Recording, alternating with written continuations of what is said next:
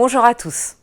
Les chiffres économiques publiés cette semaine ont montré que l'économie américaine résistait bien, trop bien même pour la Fed, toujours préoccupée par l'inflation.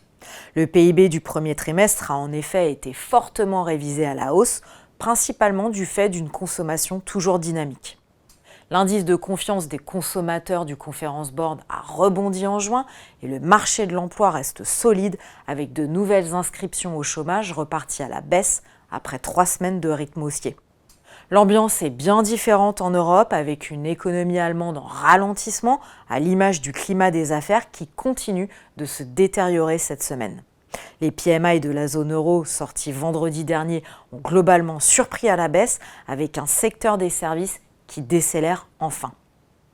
Même si l'écart se creuse entre les économies des deux côtés de l'Atlantique, les banquiers centraux américains et européens ont montré qu'ils étaient sur la même longueur d'onde cette semaine lors du forum annuel de Sintra.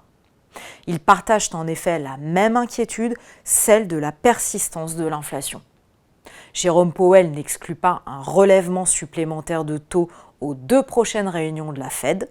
Christine Lagarde a fléché une nouvelle hausse en juillet et une majorité de membres de son board se seraient prononcés en faveur d'une poursuite du mouvement en septembre.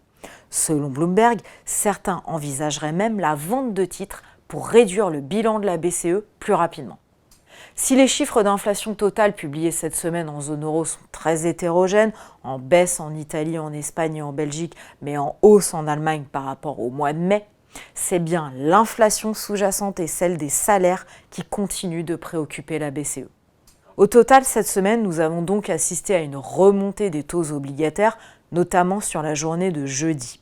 Le 10 ans allemand s'établit à 2,42 à jeudi soir et le 10 ans américain à 3,84. Les marchés actions rebondissent avec un CAC 40 en hausse de 2% sur la semaine, largement devant le S&P 500 qui termine en hausse de 1% à jeudi soir. Ce vendredi après-midi, nous suivrons attentivement la sortie des chiffres d'inflation, le PCE aux États-Unis pour le mois de mai et le reste des CPI de juin en Europe. En attendant, je vous donne rendez-vous la semaine prochaine et vous souhaite un excellent week-end.